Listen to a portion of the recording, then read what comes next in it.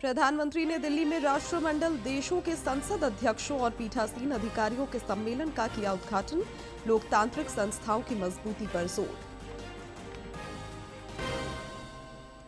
झारखंड समेत देश भर में मकर संक्रांति को लेकर हर्षोल्लास। प्रधानमंत्री ने की गौ सेवा। नदियों में पवित्र स्नान को लेकर आस्था का सैलाब।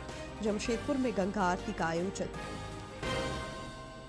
हजारीबाग के हबीबी नगर में खाली जमीन की सफाई के दौरान विस्फोट से 3 लोगों की मौत। रांची और रामगढ़ से अपराधियों की गिरफ्तारी।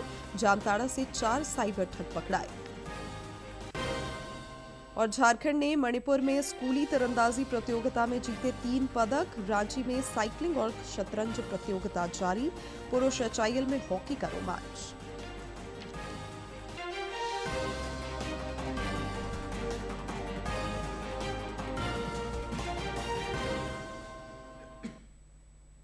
नमस्कार, खबरें झारखंड में आपका स्वागत है। मैं हूं शिवानी कुमारी और अब समाचार विस्तार से। प्रधानमंत्री नरेंद्र मोदी ने आज संविधान सदन के केंद्रीय कक्ष में राष्ट्रमंडल देशों के संसद अध्यक्षों और पीठासीन अधिकारियों के सम्मेलन का शुभारंभ किया। लोकसभा अध्यक्ष ओम बिरला की अध्यक्षता में आयोजित इस सम्मेलन में 42 राष्ट्रमंडल देशों के 61 अध्यक्ष और पीठासीन अधिकारी हिस्सा ले रहे हैं। सम्मेलन को संबोधित करते हुए प्रधानमंत्री ने लोकतांत्रिक संस्थाओं की मजबूती पर बल देते हुए कहा कि भारत देश की डाइवर्सिटी को डेमोक्रेसी की ताकत बनाया है। भारत में डेमोक्रेसी का स्पिरिट रगों में है, मन में है और संकल्पों में है। We are honored to have you।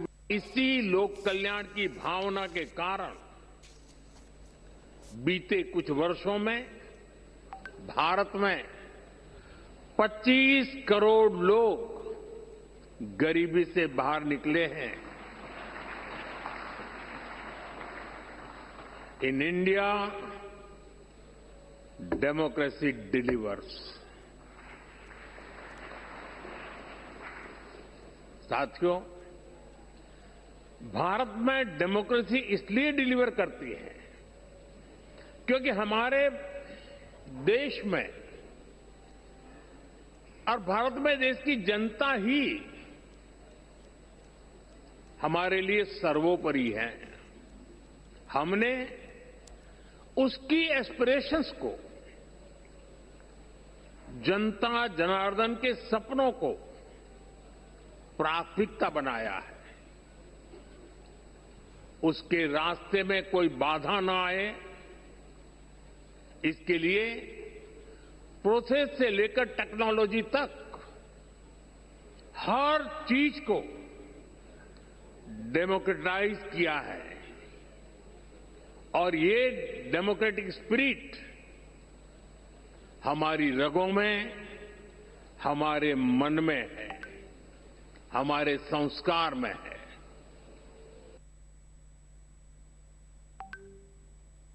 कृषि प्रक्षेत्र के विकास को लेकर प्रधानमंत्री नरेंद्र मोदी की पहलों की राज्य के किसानों ने सराहना की है। हजारीबाग के कृषकों ने कहा कि प्रधानमंत्री किसानों के हित में लगातार कदम उठा रहे हैं, जो प्रशंसनीय है। सतत कृषि विकास का उनका विजन इस प्रक्षेत्र को तेज गति से आगे बढ़ाने में सहायक सिद्ध हो रहा है।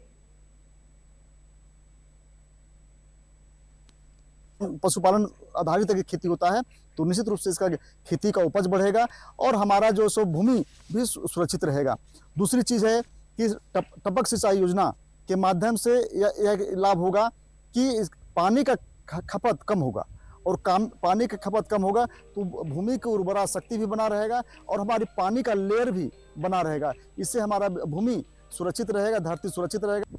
पूरा देश से मैं कहता हूँ कि जैविक के विषय में ध्यान देना चाहिए और अच्छा से उपज करना चाहिए और अच्छा स्वस्थ भी होना चाहिए। और मैं भी कोशिश करूँगा कि समझाने और लोगों के समझाने के लिए कि भाई जैविक खेती कीजिए, रासायनिक मत कीजिए। हम लोग तो अभी जैविक खेती से उपजाऊ करते हैं और पशुपालन भी करते हैं। नरेंद्र मोदी प्रधानमंत्री जी ने कल खेती के बारे में बहुत अच्छी बात कही है। उनके विचारों को हम लोग बहुत अच्छे तरीक़े से मानते हैं। झारखंड समेत देश भर में मकर संक्रांति का त्योहार हर्ष और उल्लास के साथ मनाया जा रहा है। नदियों में पवित्र स्नान के लिए अहले सुबह से ही श्रद्धालुओं का तांता लगा हुआ है। मकर संक्रांति पर दान पुण्य का खास महत्व है। प्रयागराज में भी मकर संक्रांति पर आस्था का सैलाब दिखा। घाटों पर श्रद्धालुओं का तांता लगा हुआ है और हर हर गंगे की जय घोष से पूरा मेला क्षेत्र गूंज रहा है। श्रद्धालु स्नान, दान और पूजा अर्चना कर आध्यात्मिक शांति का अनुभव कर रहे हैं। मकर संक्रांति के उपलक्ष्य में प्रधानमंत्री नरेंद्र मोदी ने अपने आवास पर गौ सेवा की।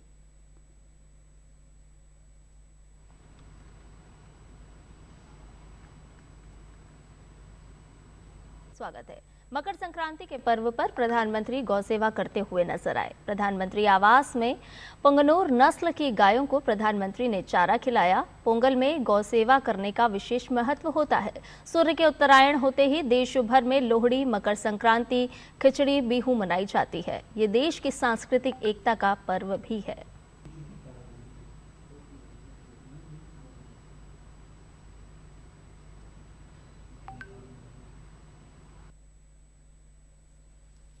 राज्य में भी मकर संक्रांति पर आस्था और उत्साह का संगम दिख रहा है। रांची में आज रक्षा राज्य मंत्री संजय सेठ की पहल पर नमो पतंग उत्सव का आयोजन हो रहा है। उधर जमशेदपुर के सोनारी स्थित दो मुहानी संगम में भव्य महागंगा आरती का आयोजन हुआ। समिति के तत्वावधान में सोनारी के दो मुहानी संगम पर आयोजित महागंगा आरती में बनारस से आए विद्वान पंडितों ने विधि विधान के साथ आरती संपन्न कराई।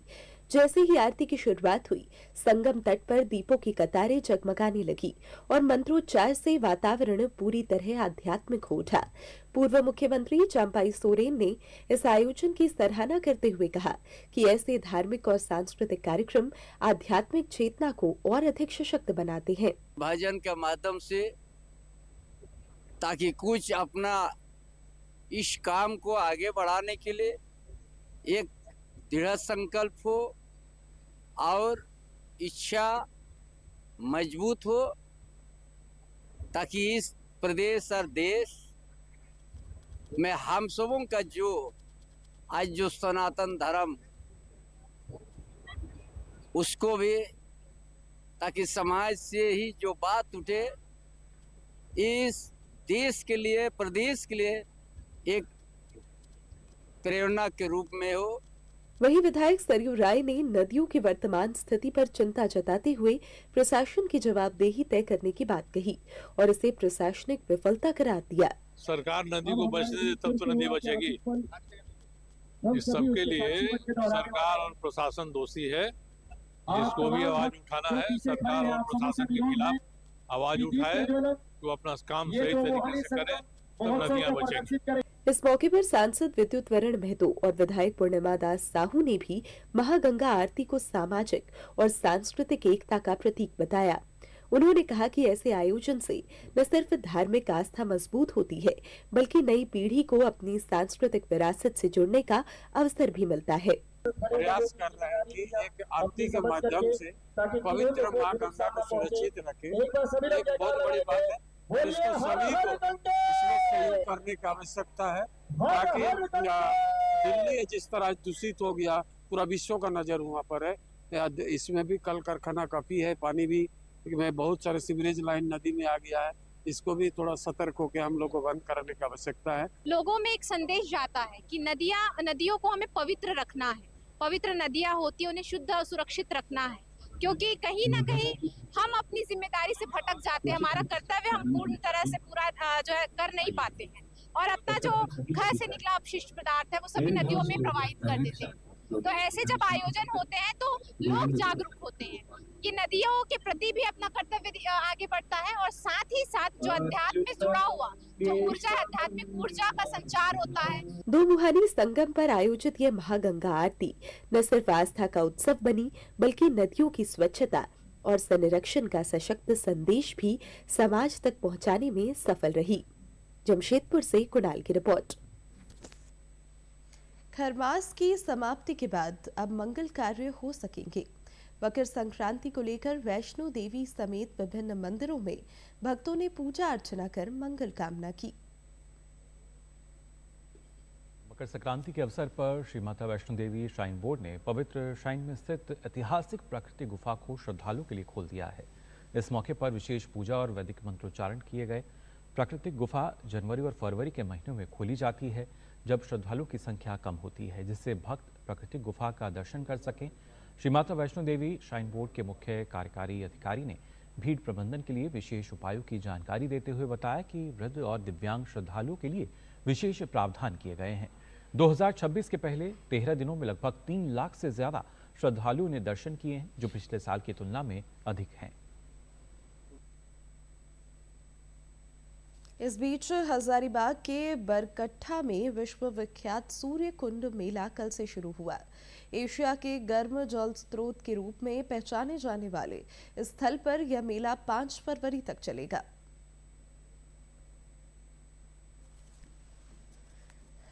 हजारीबाग का बरकट्टा प्रखंड एक बार फिर आस्था और परंपरा के रंग में सराबोर है। सूर्य कुंड, जिसे एशिया का सबसे गर्म प्राकृतिक जल कुंड होने का गौरव प्राप्त है, यहाँ निरंतर 87 डिग्री सेल्सियस तापमान वाला जल निकलता है। मकर संक्रांति के अवसर पर यहाँ स्नान करने का विशेष धार्मिक महत्व है। यहाँ पर 4 धाम एक साथ यात्रा करने के लिए बहुत सुंदर, आकर्षक और भव्य मंदिर बनाया गया है, जो कि देखने योग्य है। और ये हमारा गर्म कुंड साल भर में आता है। ये एशिया का सबसे अच्छा कुंड है। 14 जनवरी से 5 फरवरी तक चलने वाले इस मेले में मनोरंजन के ढेरों साधन मौजूद हैं। मौत का कुआं, हिंडोला और ब्रेक डांस जैसे झूले युवाओं के आकर्षण का केंद्र बने हुए हैं। मेले का माहौल ऐसा है कि यहाँ हर उम्र के लोग अपनी पसंद का मनोरंजन ढूंढ रहे हैं। 86 डिग्री टेम्परेचर में ये जल कुंड निकलता है और यहाँ पे बहुत सारे झूले आते हैं, बहुत सारे मीना बाजार आता है, तो लोग पूरा टाइम एक्सपेंड करते हैं। यहाँ पे आस्था का केंद्र है, मंदिर, यहाँ सूर्य मंदिर बना हुआ है। प्रशासन और मेला समिति ने सुरक्षा के पुख्ता इंतजाम किए हैं। आस्था, व्यापार और मनोरंजन का यह त्रिवेणी संगम अगले 20 दिनों तक हजारीबाग के फिजाओं में उत्साह घोलता रहेगा। ऐतिहासिक सूर्य कुंड मेला में प्रत्येक साल की भांति इस बार आज से जो है कार्यक्रम का उद्घाटन हुआ है। यहाँ पर सुरक्षा को ध्यान में रखते हुए प्रशासन की तरफ से 100 से अधिक सुरक्षा बल के जवान हैं। इसके साथ ही जो है मेडिकल टीम है, यहाँ कंट्रोल रूम 24 घंटा जो है कार्यरत रहेंगे, जिसमें मजिस्ट्रेट जो है 24 आवर जो है उपस्थित रहेंगे। मेले में मिलने वाली प्राचीन और पारंपरिक घरेलू सामग्रियां लोगों को अपनी जड़ों से जुड़ने का मौका दे रही है। सूर्य कुंड का यह गर्म जल और यहाँ की समृद्ध परंपरा वाकई हमें अपनी संस्कृति पर गर्व करने का अवसर देती है। डीडी न्यूज के लिए हजारीबाग से नितेश की रिपोर्ट। प्रधानमंत्री नरेंद्र मोदी की प्रगति पहलों से देश ने विकास की रफ्तार पकड़ी है। वर्षों से लंबित परियोजनाएं अब धरातल पर उतरती दिख रही हैं। भुवनेश्वर देलांग पुरी रेल लाइन के दोहरीकरण कार्य को भी इससे गति मिली। ओडिशा में भुवनेश्वर डेलांग पुरी रेल लाइन का दोहरीकरण भारतीय रेलवे की एक महत्वपूर्ण और समयबद्ध परियोजना रही है। इस 70 किलोमीटर लंबी रेलवे लाइन की परिकल्पना जुलाई 2015 में आयोजित होने वाले नव कलेवर महोत्सव को ध्यान में रखते हुए मार्च 2012 में की गई थी। राज्य सरकार के अनुमान के अनुसार इस महोत्सव में लगभग 50 लाख श्रद्धालुओं के पुरी आने की संभावना थी, जिसके लिए मजबूत और सुरक्षित रेल कनेक्टिविटी अत्यंत आवश्यक थी। करीब 1650 करोड़ रुपए की लागत वाली ये परियोजना खुर्दा और पुरी जिलों से होकर गुजरती है और पुरी जैसे प्रमुख धार्मिक व पर्यटन केंद्र को बेहतर रेल सेवा उपलब्ध कराती है। हालांकि समय सीमा बेहद चुनौतीपूर्ण थी। हर ट्रेन लेट चलते थे, हर ट्रेन रास्ता में रुक जाते थे, तो पुरी का पास आके भी पुरी से आप दूर हो जाते थे। तो ये जो डबल लाइन हुआ, उसके वजह से ट्रेन का गमन मतलब आना जाना स्मूथ हो गया। और भुवनेश्वर से डेलांग तक 40 किलोमीटर और डेलांग से सखी गोपाल तक 13 किलोमीटर का कार्य पूरा हो चुका था, लेकिन सखी गोपाल से पुरी तक का 17 किलोमीटर का अहम हिस्सा अभी शेष था। कम समय में सिविल, इलेक्ट्रिकल, सिग्नलिंग और सुरक्षा से जुड़े सभी कार्यों को पूरा करना, साथ ही वैधानिक निरीक्षण और सुरक्षा जांच कराना एक बड़ी चुनौती थी। नया कल्पनिक समय में कोटि कोटि लोग यहाँ पर आदि में आके दर्शन किए थे जगन्नाथ जी को। और रेलवे का बहुत सहारा मिला था। दोहरीकरण रेलवे लाइन डबल लाइन हुआ था, तो दोहरीकरण हुआ था, इसीलिए लोग बहुत सुविधा मिला। ये सब मोदी जी का दूरदृष्टि है। अगर परियोजना में देरी होती तो नव कलेवर महोत्सव के दौरान यात्रियों की सुरक्षा और भीड़ प्रबंधन पर गंभीर असर पड़ सकता था। इसी को ध्यान में रखते हुए 24 जून 2015 को इस परियोजना की समीक्षा प्रधानमंत्री नरेंद्र मोदी के नेतृत्व में प्रगति प्लेटफॉर्म पर की गई।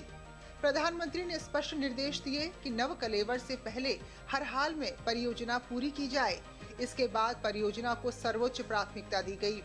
कार्य की गति तेज की गई और विभिन्न विभागों के बीच बेहतर समन्वय सुनिश्चित किया गया। इन प्रयासों का सकारात्मक परिणाम ये रहा कि 2 जुलाई 2015 को ये परियोजना पूरी तरह से चालू हो गई। नव कलेवर महोत्सव के दौरान इस डबल लाइन के माध्यम से 50 से 60 लाख श्रद्धालुओं की सुगम आवाजाही संभव हो सकी। ट्रेन क्षमता 2 से 3 गुना बढ़ी और 200 से अधिक विशेष ट्रेनें चलाई गईं। आज ये रेल लाइन न केवल बड़े धार्मिक आयोजनों बल्कि ओडिशा की कनेक्टिविटी, पर्यटन और आर्थिक विकास के लिए भी एक मजबूत आधार बन चुकी है। ये परियोजना प्रगति पहल के तहत प्रधानमंत्री स्तर की निगरानी के प्रभाव को स्पष्ट रूप से दर्शाती है और अन्य राज्यों के लिए एक आदर्श मॉडल प्रस्तुत करती है। देवघर एयरपोर्ट से महानगरों की कनेक्टिविटी का दायरा लगातार बढ़ रहा है। बाबा बैद्यनाथ की नगरी अब बहुत जल्द गुजरात के अहमदाबाद से सीधे हवाई मार्ग से जुड़ने जा रही है। इस नई उड़ान सेवा से न केवल श्रद्धालुओं को सोमनाथ दर्शन में आसानी होगी, बल्कि इससे विद्यार्थियों और कामकाजी लोगों को भी सहूलियत होगी। एयरपोर्ट अब झारखंड के एक प्रमुख एविएशन हब के रूप में उभर रहा है। स्थानीय लोगों का मानना है कि इस कनेक्टिविटी से देवघर का आर्थिक और सामाजिक विकास तेज होगा, खासकर उन लोगों के लिए जो व्यवसाय के सिलसिले में अक्सर गुजरात का रुख करती हैं। उनके लिए यह समय और पैसे दोनों की बचत होगी। तो उड़ान स्टार्ट हो गया है, लेकिन वहाँ का भी स्टार्ट हो जाएगा तो पूजा करने में आदमी लोगों को आसानी होगी। इससे भी देवघर जुड़ जाएगा और भी अगल बगल में जो शहर है उसको भी फायदा होगा। सारे लोगों को सहूलियत होगा, जो स्टूडेंट है, काम करने वाले हैं, बिजनेसमैन है, वो सबको ज़्यादा सहूलियत होगा। अकाशा एयरलाइंस द्वारा इस रूट पर विमान सेवा शुरू करने की योजना से देवघर और आसपास के जिलों में खुशी की लहर है। चिकित्सा विशेषज्ञों का मानना है कि अहमदाबाद से जुड़ने का सबसे बड़ा फायदा स्वास्थ्य क्षेत्र में होगा। इससे गंभीर मरीजों को उन्नत इलाज के लिए कम समय में गुजरात के बड़े अस्पतालों तक पहुंचाया जा सकेगा। साथ ही वहां के विशेषज्ञ डॉक्टर भी मात्र 2 घंटे के हवाई सफर के बाद देवघर पहुंच सकेंगे। जहां तक हमारा देवघर है, दिनों पे दिन बहुत विकसित होते जा रहा है। पहले हम लोगों का दिल्ली, मुंबई, कलकत्ता के लिए फ़्लाइट, बेंगलोर के लिए भी फ़्लाइट है। अब अहमदाबाद जुड़ गया। अहमदाबाद जुड़ने से हमारे भारत के अब जो अंतिम कोना है वहाँ भी हम पहुँच रहे हैं। यहाँ का मेडिकल फैसिलिटी या किसी भी डॉक्टर को बुलाना पड़े किसी ऑपरेशन के लिए तो हम लोग उसको बुला सकते हैं और बड़े बड़े फैसिलिटी को अपने हॉस्पिटल में, सरकारी हॉस्पिटल में भी दे सकते हैं। सारे मतलब तो ये बहुत बड़ा सौभाग्य है। कोई भी गवर्नमेंट हॉस्पिटल, कोई भी प्राइवेट हॉस्पिटल में वो लोग बुला सकते हैं, बुला के दे सकते हैं फैसिलिटी, क्योंकि बड़े बड़े डॉक्टर लोग वहाँ से 2 घंटे 3 घंटे में आ जाएंगे। फिलहाल देवघर एयरपोर्ट से कई महानगरों के लिए उड़ानें उपलब्ध हैं और अहमदाबाद के जुड़ने से यह सूची और लंबी हो जाएगी। एयरपोर्ट अथॉरिटी और एयरलाइंस कंपनियां अब इसके टाइम टेबल और रूट चार्ट को अंतिम रूप देने में जुटी हैं। उम्मीद है कि इस नई हवाई सेवा से देवघर के पर्यटन और व्यापार को नए पंख लगेंगे और संताल परगना के विकास की रफ्तार और तेज होगी। डीडी न्यूज के लिए देवघर से मनीष की रिपोर्ट। हजारीबाग के हबीबी नगर में खाली जमीन की सफाई के दौरान कल हुए विस्फोट में 3 लोगों की मौत हो गई। घटना की सूचना मिलने पर मौके पर पुलिस पहुंची और मामले की जानकारी ली। जिला पुलिस की टेक्निकल टीम हर बिंदु पर जांच कर रही है। सदर एसडीपीओ अमित आनंद ने बताया कि पहले गैस सिलेंडर ब्लास्ट की सूचना मिली थी और लोगों के घायल होने की बात कही जा रही थी। सत्यापन करने के क्रम में 2 लोगों के शव मैदान में पाए गए। एक महिला को घायल अवस्था में अस्पताल भेजा गया, जहां उसकी मौत हो गई। विस्फोट के कारणों का पता लगाने के लिए कोशिश की जा रही है। फटने की घटना कथित हुई है, जिसमें कुछ लोग घायल हुए हैं और एक को सदर हॉस्पिटल रेफर किया गया है, भेजा गया है। तो इसके सत्यापन हेतु हमने बड़ा बाजार थाना से टीम भेजवाया था, जहां पे पता चला कि 2 व्यक्ति वो मृत पाए गए थे यहाँ पे, जिनका नाम नन्ही प्रवीण है और सदाम है। और ये दोनों पति पत्नी थे। ये अपने ही जमीन पे झाड़ी साफ ऑफ कर रहे थे, तो इसी कारण ये होता। और इनके साथ इनके ही जानकार एक रसीदा प्रवीण थी, वो साथ में थी, जो घायल अवस्था में है, जो अभी सूचना प्राप्त हुई कि उनका भी देहांत हो गया है। रांची और रामगढ़ में पुलिस को अपराधियों के खिलाफ सफलता मिली है। रांची के सिल्ली थाना क्षेत्रों में गोलीबारी मामले में हथियार समेत 4 अपराधी पकड़े गए हैं। इधर अपराधियों के खिलाफ रामगढ़ पुलिस भी एक्शन मोड में है। पुलिस ने एक आपराधिक गिरोह के आधे दर्जन अंतर्राज्यीय अपराधियों को गिरफ्तार किया है। पुलिस अधीक्षक अजय कुमार ने बताया कि इन अपराधियों के पास से हथियार, कारतूस और अन्य चीजें बरामद की गई है। उन्होंने संगठित अपराध के खिलाफ कड़े प्रहार का भी संकल्प दोहराया। अपराधियों की गिरफ्तारी की गई है, जिसमें एक का नाम नकुल कुमार चौहान है, राजकुमार करमाली, मुकेश करमाली, सनी सिंह, जयेश पाल और रंजीत साव। इसमें 6 लोग हैं, जिसमें कि 4 लोगों पे ऑलरेडी बहुत सारे मामले दर्ज है। इसमें से 2 जो क्रिमिनल है, जयेश पाल और सनी सिंह, जो कि उत्तर प्रदेश के जौनपुर का रहने वाला है, इसके ऊपर 5 से अधिक आपराधिक मामले दर्ज है और ये प्रोफेशनल शूटर है। इनको 4 लाख 5 लाख रुपए की इसको ऑफर दिया गया था राहुल दुबे के द्वारा कि आओ और गोली चलाना है। ये सिर्फ कुज्जू में ही नहीं, कुज्जू के अलावा रांची में भी 1-2 जगह ये फायरिंग करने वाला था और रांची में एक बड़े व्यवसायी की हत्या करने वाला था।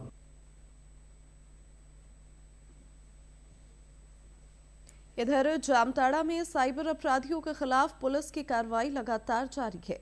करमताड़ थाना क्षेत्र में पुलिस ने छापेमारी कर 4 साइबर अपराधियों को गिरफ्तार किया है। पुलिस अधीक्षक राजकुमार मेहता ने बताया कि इन अपराधियों के पास से मोबाइल, सिम कार्ड समेत कई सामग्रियां बरामद की गई हैं।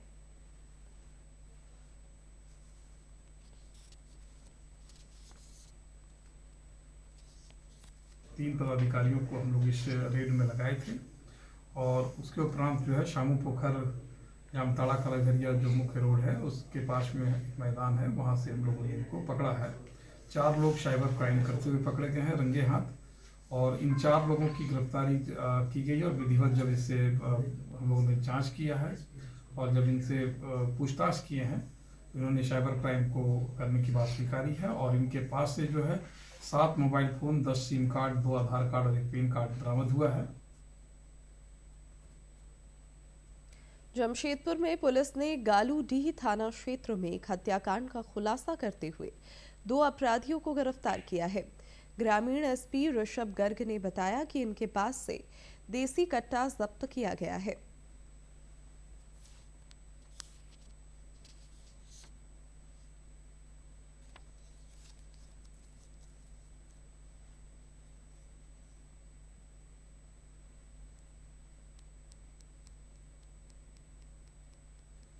छब्बीस को गालूडी थाना क्षेत्र अंतर्गत एक घटना घटित हुई थी जिसमें तारापदो महतो नाम के एक व्यक्ति जो कि सीएससी केंद्र संचालक थे, उनकी गोली मारकर हत्या कर दी गई थी।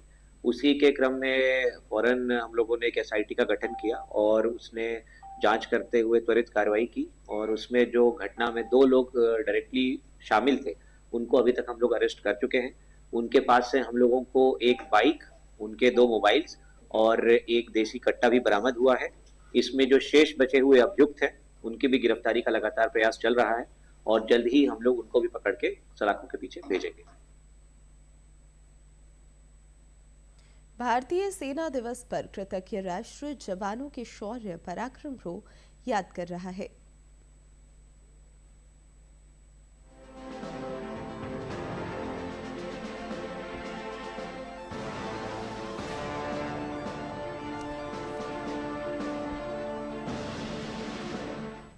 हर साल 15 जनवरी को पूरा देश भारतीय सेना के शौर्य और पराक्रम को नमन करता है।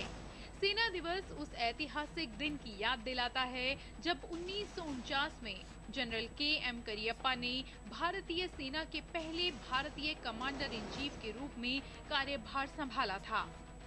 7 दशक से अधिक समय बाद भी भारतीय सेना अनुशासन, साहस और राष्ट्रभक्ति का प्रतीक बनी हुई है।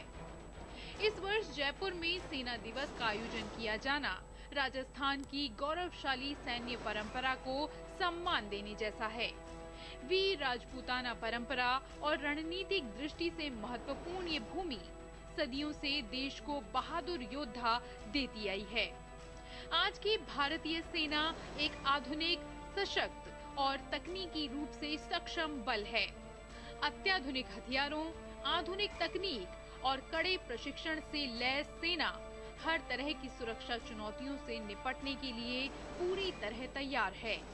बर्फीली पहाड़ियों से लेकर तपते रेगिस्तान तक दुनिया के सबसे कठिन इलाकों में तैनात भारतीय सेना भारत की संप्रभुता और क्षेत्रीय अखंडता की रक्षा में अहम भूमिका निभा रही है।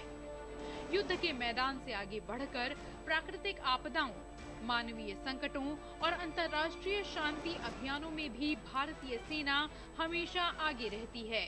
सेना केवल सीमाओं की ही नहीं, बल्कि नागरिकों के जीवन की भी रक्षा करती है। सेना दिवस पर उन वीर सैनिकों को सम्मानित किया जाता है जिन्होंने कर्तव्य से बढ़कर राष्ट्र के लिए बलिदान दिया। ये वीरता पुरस्कार हमें याद दिलाते हैं कि देश की सुरक्षा कितनी बड़ी कीमत पर सुनिश्चित होती है। जयपुर में हो रहे सेना दिवस समारोह के साथ ही पूरे देश को ये संदेश जाता है कि भारतीय सेना हर परिस्थिति में सतर्क, सशक्त और अडिग है। प्रधानमंत्री नरेंद्र मोदी ने भारतीय सेना दिवस पर सेना के साहस और अटूट प्रतिबद्धता को सलाम किया है। पर लिखा कि सेना दिवस पर हम भारतीय सेना के साहस और पक्के इरादे को सलाम करते हैं। हमारे सैनिक निस्वार्थ सेवा के प्रतीक हैं, जो सबसे मुश्किल हालात में भी पक्के इरादे से देश की रक्षा करते हैं। उनके कर्तव्य की भावना पूरे देश में विश्वास और सम्मान की भावना जगाती है। हम उन लोगों को गहरे सम्मान के साथ याद करते हैं जिन्होंने देश की सेवा में अपनी जान न्योछावर कर दी। स्कूली खेल प्रतियोगिता में राष्ट्रीय फलक पर झारखंड का परचम लगातार लहरा रहा है। मणिपुर में तीरंदाजी प्रतियोगिता के पहले दिन झारखंड के खिलाड़ियों ने 2 स्वर्ण और 1 रजत पदक पर कब्जा जमाकर राज्य का मान बढ़ाया।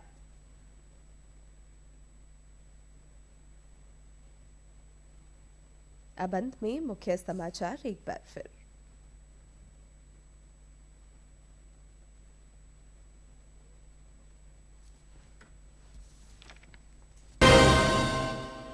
प्रधानमंत्री ने दिल्ली में राष्ट्रमंडल देशों के संसद अध्यक्षों और पीठासीन अधिकारियों के सम्मेलन का किया उद्घाटन। लोकतांत्रिक संस्थाओं की मजबूती पर जोर। झारखंड समेत देश भर में मकर संक्रांति को लेकर हर्षोल्लास। प्रधानमंत्री ने की गौ सेवा। नदियों में पवित्र स्नान को लेकर आस्था का सैलाब। जमशेदपुर में गंगा आरती का आयोजन। हजारीबाग के हबीबी नगर में खाली जमीन की सफाई के दौरान विस्फोट से 3 लोगों की मौत। रांची और रामगढ़ से अपराधियों की गिरफ्तारी। जामताड़ा से 4 साइबर ठग पकड़ाए। और झारखंड ने मणिपुर में स्कूली तीरंदाजी प्रतियोगिता में जीते 3 पदक। रांची में साइकिलिंग और शतरंज प्रतियोगिता जारी। पुरुष एचआईएल में हॉकी का रोमांच।